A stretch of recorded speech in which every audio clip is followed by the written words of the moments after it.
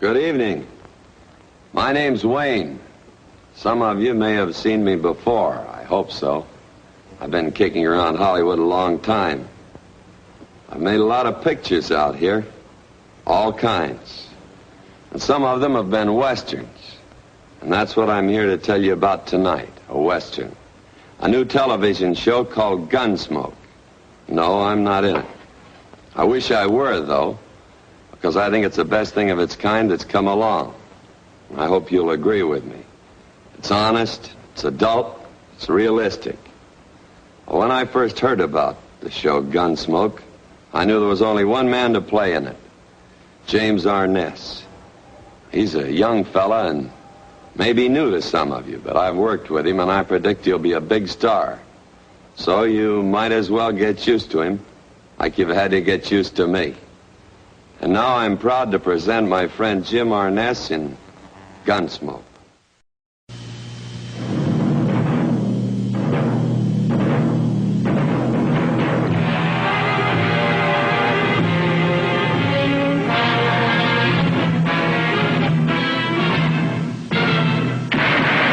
Gunsmoke, starring James Arness as Matt Dillon.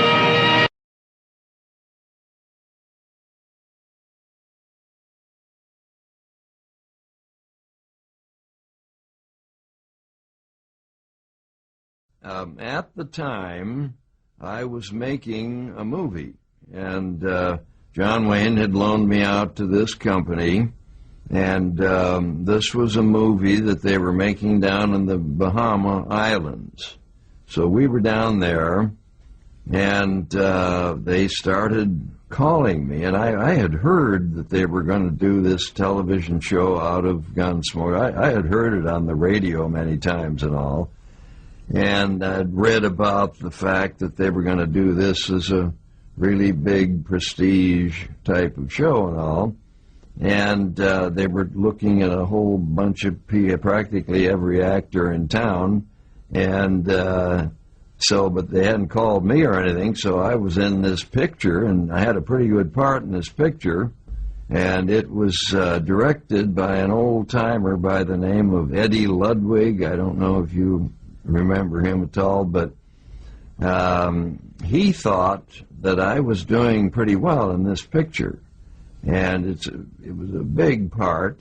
And I asked him, I said, when they called me down there and they wanted to know how quickly I could be back because they had to test me for Gunsmoke and all, and I asked him about it, and he said he was sort of hesitant. He said, gee, I don't know. He said, you're doing pretty well right now in the movies, and he said you're at a point where if you got just the right break in a movie, you might really step up, you know.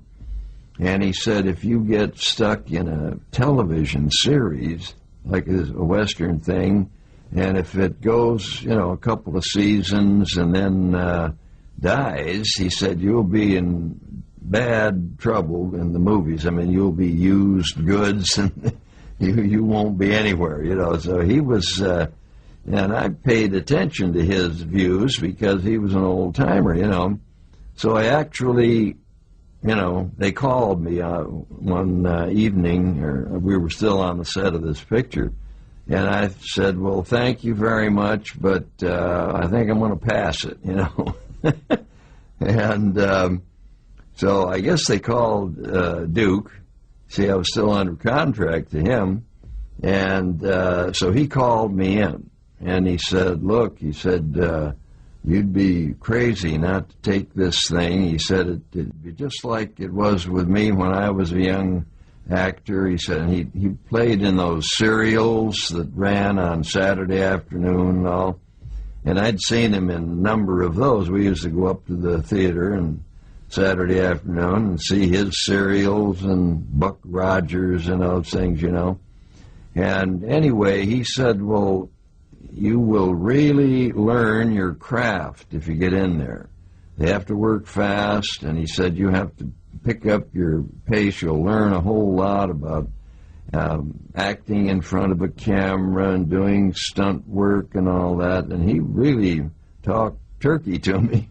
So he thought well of television. He didn't look down on it as so many movie people did at that time. No. Not for himself. No, I don't think he obviously wouldn't have wanted to do any television. But for me, who he had been very friendly with through those 3, I was with him for 3 years, and he was thinking of my best good, and it turned out he was totally right. I would have been crazy to pass that up. It turned into a 40-year job for me here.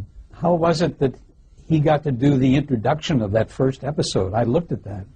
Yes, well, he was friends with one of the guys who was one of the big guys from New York. I can't remember just who it was, but they were friends.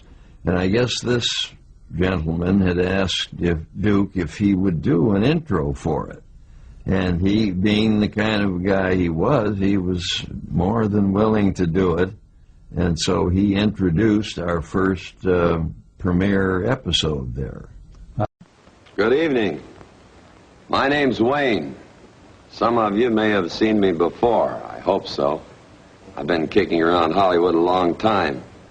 When I first heard about the show Gunsmoke, I knew there was only one man to play in it, James Arness. I'm sure you had something to do with that, too. Well, no, not really. I didn't ask him, or not at all. In fact, I was very surprised when they said that he had done this. He photographed that. We didn't know about it at all. He did that intro somewhere else on some picture he was doing, and I don't think actually that we knew about it until it came on the air that night. I think they were kind of holding it as a surprise. So we were all actually over at my house, all the gang from Gunsmoke, watching this show come on, and here's Duke Wayne with this intro. It was absolutely marvelous, It was very effective. Oh, gee, he was wonderful. Tell us about the concept of Gunsmoke. Did it start out as a shoot 'em up, or what kind of concept did it have? Well, not really. It started out, of course, as a radio show and was on for, I believe, at least 3 seasons on the radio. And it was conceived and put together by 2 guys. Really, one was the writer who created this whole concept, which was to do not a shoot-'em-up type Western, but a much more of a character study show. Much more, this term adult Western came in and was overused, but that the fact is that that's what it was, because almost every Western series that had been on television, you had Hopalong Cassidy's and all these other folks who were slanted mainly at the kids, And so when they came to do the television show, we used the scripts from the old radio shows for most of our first 2 or 3 seasons. So, my gosh, we had the whole thing laid out for us, and all we had to do was step in and try to play those characters, which were full-dimensional characters, And I had thought, actually, when it started, I thought, well, this will probably be easy compared to some other, being in a big movie or something. But as it turned out, suddenly I found out I was having to play 15 pages a day, every day. Let's talk about Matt's relationship with Kitty. It went so far, but then it didn't progress that much toward any kind of a romantic relationship. Right. I think they felt that, you could only go so far with it, and then you'd have to change the character and nature of the show. If you had Matt and Kitty have an on-screen love affair, then, they'd have to get married or something, and then, you'd have a different show there. So they kept it sort of in that groove that seemed to work, because we used to get a lot of mail from people, particularly women, saying, "Why don't you get Matt and Kitty together more and all?" And I think they always felt that, hey, that's the kind of mail that we want to get. You always